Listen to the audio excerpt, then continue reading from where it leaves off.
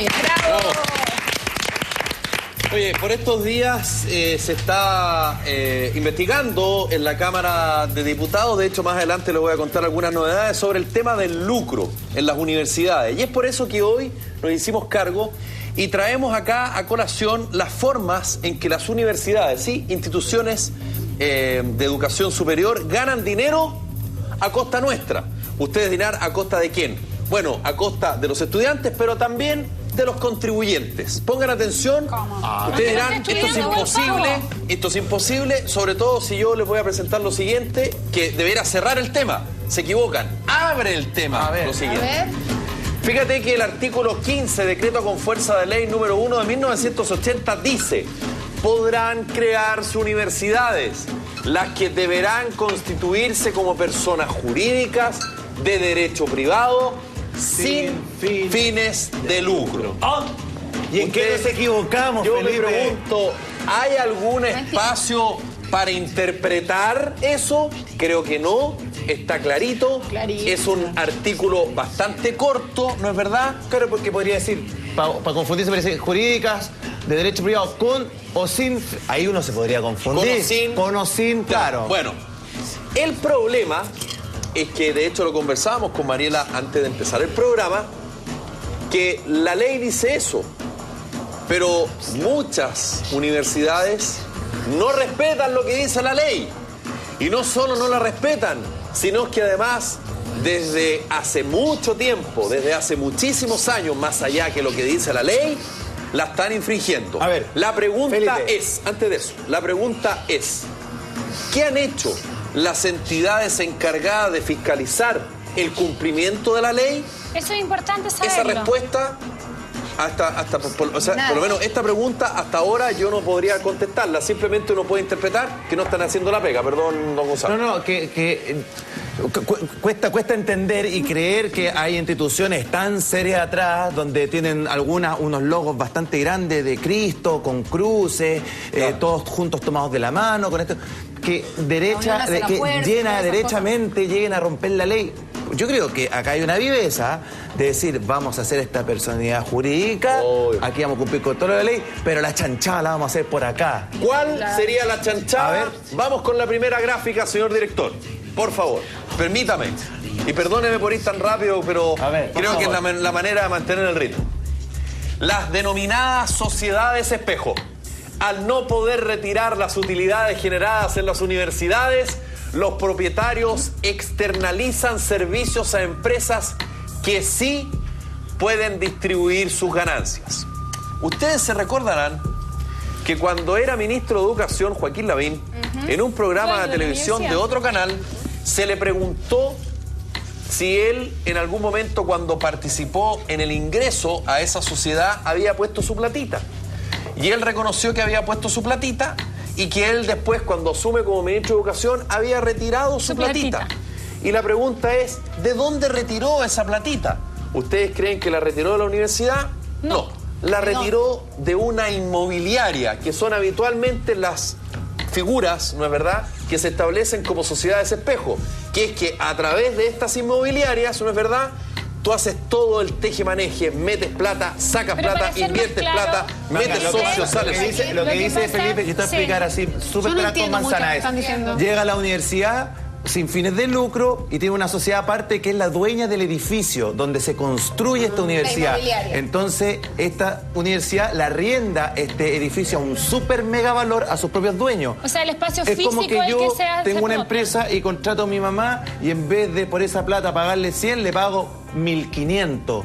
Inflo. Entonces, después vamos a hablar el tema de las lucas, claro, pero tiene que ver con la infraestructura, tiene que ver con las salas de clase, tiene que ver con el espacio físico donde está la universidad. Entonces, como decía Gonzalo al principio, la ley es clara, pero como dicen los abogados, echa la ley, echa la trampa. No. Entonces hay que ir buscando los espacios para poder trampear a través de, insisto, impuestos y también para las personas que pagan su matrícula y sus mensualidades. Solo un dato, la Universidad del Desarrollo lo hace a través de la inmobiliaria Ainavillo, y la Universidad del Mar, sí, la misma que está siendo cuestionada a propósito de lo que pasó con Raúl Urrutia, su último rector, cuando él dijo, oye, ¿sabéis qué? Hay deuda de cotizaciones previsionales y de sueldo a los profesores que hay que pagar. Y resulta que en la junta directiva le dijeron, no, compadrito, primero pásanos las lucas a nosotros y después se encargan los profesores. Y ahí se emprendieron las alarmas, saltaron los fusibles, empezó a escarbar y escarbó tanto que renunció. Imagínense lo que había. Vamos con lo siguiente, que tiene que ver con la cartera de deudores. Interesante esto. Fíjense cómo actúan algunas entidades de educación superior. Aquí estamos hablando de los papás, de los apoderados, de los mismos alumnos. Los papeles en deuda. A través de un factoring, los controladores se deshacen de quienes le adeudan dinero y reciben a cambio fondos frescos sin tener que pagar impuestos una vez que se hacen efectivos. O sea, una empresa que presta plata, les devuelve la plata sin pagar impuestos, que es el negocio de la vía. Es que yo no sé si estoy tan seguro porque el factoring, mira, tú, por lo menos las veces que yo he operado con factoring, tú tienes una factura, una orden de compra, lo que sea, tú tienes esa factura, se la llevas al factoring, el factoring te factoriza eso, pero te cobra una comisión por prestarte la plata. Exactamente. Y a ti te pasan esa plata porque tú ya tienes una factura, entonces igual a alguien hay que pagarle ese impuesto, no sé cómo se hace. Y además que no cobran barato porque te adelantan una plata que aunque tú tengas una factura a 60 días, a 90 días, lo que ellos hacen es dártela inmediatamente, pero eso tiene un costo que no, lógico, que no es menor, porque ellos te están dando la plata que tú vas a recibir en 90 días, la vas a recibir al tiro. El tema es que no se utiliza el nombre de la universidad. Acá no está el nombre de la universidad, está el nombre de la inmobiliaria. Claro. Entonces, en el fondo... Se lava las manos totalmente. Hay una deuda por acá, pero se factoriza por acá. Entonces, la gran pregunta es, perdón, pero si la deuda está por acá, ¿por qué no se trabaja acá? Lógico. Y se busca por este otro lado. Entonces, claro, tiene que ver con que obviamente tú no lo puedes hacer por acá porque la ley no te lo permite, ¿no es verdad? Entonces tú buscas la triquiñuela de buscar por este otro lado. El acomodo. Otra vez, el que gana, el factoring, perdona, los que ganan son los propietarios. Ya, y ahí el factoring, después que tú sacaste la deuda, recibiste tu platita a través del factoring y ellos se encargan de cobrarle a la gente que ha firmado letra, que ha dejado cheque y todo. O sea, y ahí te meten abogados, juicio, te cobran. Externalizaste la deuda. Perdón, Laurita, ¿quería decir algo? No. Perdón. Bueno, estamos viendo algunas de las formas en que las universidades ganan dinero a costa nuestra, insisto, de los estudiantes, de los papás y también de los contribuyentes. Perdón, ¿tiene usted en esa forma en cómo las universidades ganan dinero la extensión de las carreras? Ojo con ese dato. Sí, por supuesto. Te tienes estudiando 6 años cuando la carrera dura 3. Sí, ya vamos con eso. Vamos con lo siguiente y que tiene que ver con los sueldos. A propósito de lo que yo les comentaba recién de la Universidad del Mar. Los sueldos de los directivos de estas universidades. Miren, se pueden pagar altos sueldos a integrantes de la junta directiva, administradores o ejecutivos sin límite legal aceptado tributariamente como gasto. Como gasto. ¿Qué significa esto? Exactamente. Ese es el detalle importante. Claro, como en el fondo acá otra vez aparece otra figura, lo que se hace es que tú no tienes tope para el pago de sueldos. Por lo tanto, si tú, estoy exagerándolo, pero para que me entiendan, si un directivo gana 1.500.000 pesos mensuales, ¿no es verdad? Él paga impuestos por 1.500.000 pesos mensuales. ¿Claro? Si a un directivo le pagan 5 millones de pesos mensuales, él debiera pagar impuestos por 5 millones de pesos mensuales. El tema es que acá, si tú ganas 10 o ganas 1, pagas el mismo impuesto que si ganaras 1. O sea, en el fondo pagas el impuesto del menor rango en sueldo. Y eso, a todas luces, no sé si es evasión, no sé si es ilusión. Pero está muy pegadito, si no lo es. Pero estamos tú me podrás decir, y vuelvo al punto original, aquí la conversa original, tú me podrás decir, bueno, son los espacios que la ley te da. Sí, claro. Son las cosas que finalmente se permite a través de una figura por fuera. Pero eso claramente hay un tema impositivo que nos pega a todos. Una pregunta, ¿cuándo fue dictaminado esto, digamos, lo que estás leyendo, que son leyes, ¿no es cierto? El año 80 se estableció a través de ese decreto, mi querida Mariela, la posibilidad de las universidades privadas, ¿no es verdad? Hasta antes de eso existían solo las universidades estatales. Es decir, que un privado, tú, yo, cualquiera de nosotros, pudiese armar una universidad, ¿no es verdad?, sin fines de lucro. comenzó el año 81 con algunas, pero masivamente por ahí por el año 89, donde masivamente comenzaron las universidades privadas. Que cambien las leyes y todas estas cosas. Entonces, está la ley, pero todas estas formas que hemos visto hasta ahora son las maneras en que las universidades, a través fundamentalmente de inmobiliarias, no respetan la ley y terminan ganando, siendo que, lo dijimos al principio, el decreto dice sin fines de lucro. Oye, ¿no es verdad? Los altos ejecutivos muchas veces, por lo general, un alto ejecutivo como un docente puede generar una iniciación de actividades como una persona natural, pero también aquí existe la posibilidad de hacer la figura donde él, en vez de como persona natural, gestione como una empresa y preste un servicio de factura y ahí el descuento como gasto en esa parte final le dé un beneficio a él también. Y a propósito de beneficios, la contratación de familiares. Algo tan delicado en la administración pública. De hecho, hemos visto algunas denuncias del entonces, después fue senador, pero cuando era diputado, Jaime Naranjo, cuando se averigua que contrató a la señora y cuando él pregunta cuál es su relación con él y él dice ¿en qué sentido? ¿En qué sentido? Bueno, vamos con lo siguiente, que esto también es muy utilizado. Es que qué rápido. Una junta directiva puede incorporar entre sus ejecutivos a familiares de los controladores. Hasta ahí no hay ningún problema porque da lo mismo. Claro.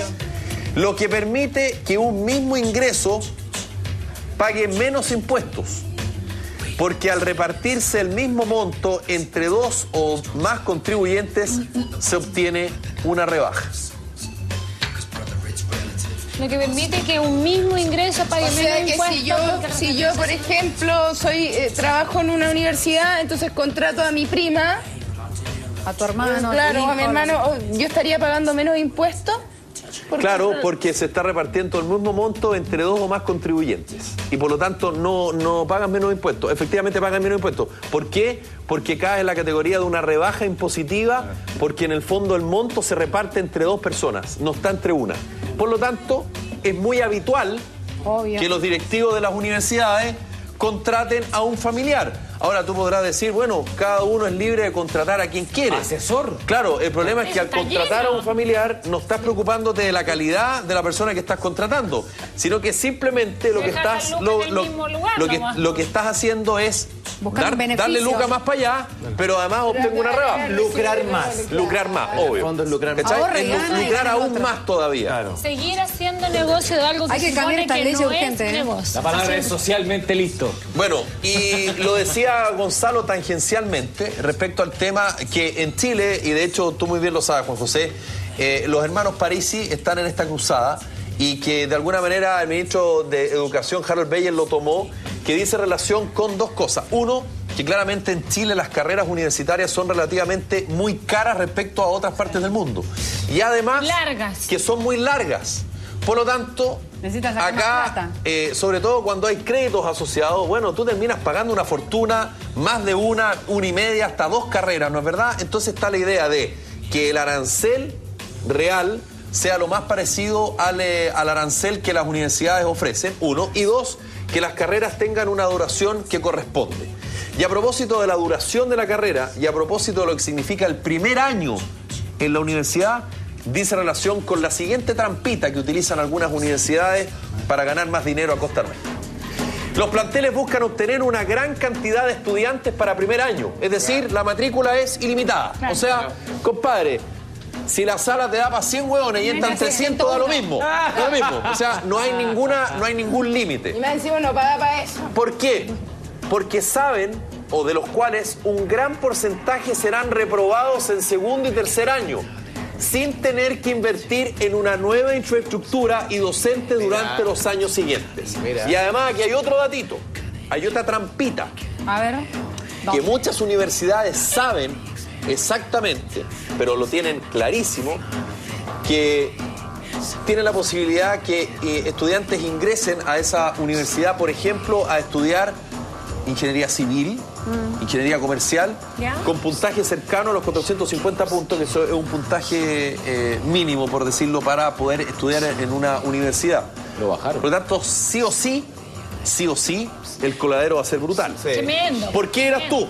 Por una sencilla razón. Porque si en ingeniería civil o ingeniería comercial en una universidad como la Católica o como la Chile, el colador es brutal, imagínate lo que puede pasar en una universidad donde el promedio de estudiantes entra con un puntaje no de 750 ni de 780, sino que de 450 a 450, a 80 o a 500, no tengo idea. Entonces, sí o sí, el coladero viene. Claro. Entonces, lo que tú haces es abrir la matrícula, entran muchos estudiantes, y no solo eso, sino que además muchos estudiantes se van al primer o al segundo mes de carrera. Y pagaron al menos un año. Claro. ¿Te fijas? No, entonces, tú dices, oye, pero pucha, yo en realidad me fue mal. Bueno, pero si tú documentaste, ¿no, verdad? A través de letras hipotecarias o a través de cheques, en fin, no hay nada que hacer. Y eso, perdónenme, con todo respeto y cariño, yo estudié en una universidad privada, pero eso se hace, se sigue usando y se sigue abusando de esto. Para terminar, la comisión investigadora de la Cámara estableció que efectivamente hay deficiencias en la fiscalización del lucro en las universidades. Más allá que algunas universidades señalaron que el informe no era el adecuado ni exhaustivo, puede ser, pero los antecedentes se los entregaron al fiscal nacional Saba Chaguán y él se comprometió a que va a haber un fiscal preferente para investigar todas las irregularidades que están cometiendo las universidades y un tirón de orejas para las autoridades que no han fiscalizado desde el año 80 en adelante. Y ojo, del 90 al 2010 no gobernó Piñera, gobernó la Concertación. Y ellos también tienen que dar alguna explicación de aquello. Era lo que les quería traer respecto a la manera en que las universidades ganan plata a costa de los contribuyentes, de los estudiantes y de sus padres. Muy injusto. La educación Nueva información. Educación Nueva gratis para información. todos.